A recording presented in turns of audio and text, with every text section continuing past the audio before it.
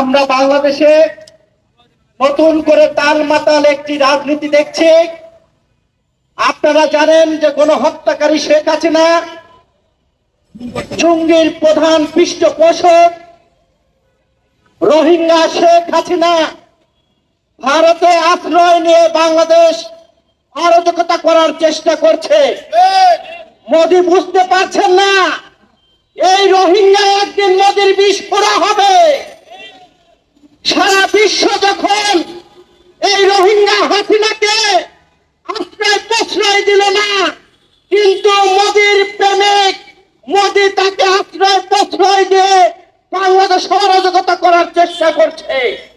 আমরা দেখলাম বিজেপি এক নেতা তিনি বাংলাদেশকে নিয়ে বিভিন্ন বাজে মন্তব্য করেছেন, যেটা পররাষ্ট্র নীতির বিরোধিতা বলে আমরা মনে করি।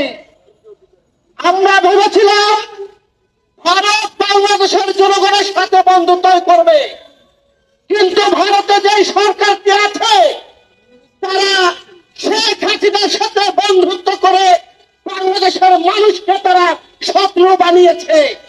গতকাল আমরা যেটা দেখতে পেলাম, তিনি আমাদেরকে বলেছেন পাকিস্তান করাচিতে যেতে। আমরা তাকে বলতে চাই বাংলাদেশের মানুষ ভারতের ভিসা প্রত্যাখ্যান করেছে। এই কারণে করেছে আজকে ভারতের ব্যবসায়ীরা রাস্তায় ভিক্ষার প্লেট হাতে নিয়ে ঘুরছে, তাদের ব্যবসা হচ্ছে না, তাদের হসপিটাল গুলো বন্ধ হয়ে যাচ্ছে। বাংলাদেশিরা যদি না যায় তাদের ব্যবসা ভালো হয় না, যার কারণে ভিক্ষার প্লেট নিয়ে রাস্তায় রাস্তায় তারা বলছে আমাদের ব্যবসা ভালো হচ্ছে না। নিজের ঘরে আগুন লেগেছে, সেই আগুন সামাল না দিয়ে বাংলাদেশের ঘরে তারা আগুন লাগাতে চায়। আমরা তাদেরকে বলতে চাই পাকিস্তানকে আমরা যেভাবে হটিয়েছি, আপনাদের আগ্রাসনকে 5 আগস্টে হটিয়েছি, নতুন করে যে ষড়যন্ত্র করছেন সেই ষড়যন্ত্রের শিকার হয়েছে আমাদের আইনজীবী, তাকে কুপে কুপে হত্যা করেছেন। আপনারা বলেছেন আমাদের সীমান্ত বন্ধ করে দেবেন। আমরা চাই বাংলাদেশে হিন্দু, বৌদ্ধ, খ্রিস্টান সকল শ্রী পেশার মানুষকে নিয়ে আমরা আমাদের সীমান্ত পাহারা দেবো। আমার বোনকে সেই কাঁটাতারে আর ছুটতে দেখবো না। আমরা কখনো ঘুম থেকে উঠে আমার ভাইকে হত্যা হতে দেখবো না। কাজেই কথাবার্তা যা বলবেন পরিষ্কার করে বলতে হবে।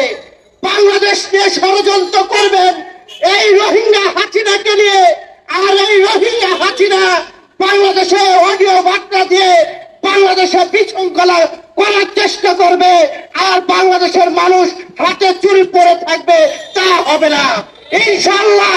সারা বাংলাদেশের মানুষ ঐক্যবদ্ধ হয়েছে। অন্তর্বর্তী সরকারকে একটি কথা বলে আমি আমার কথা শেষ করতে চাই।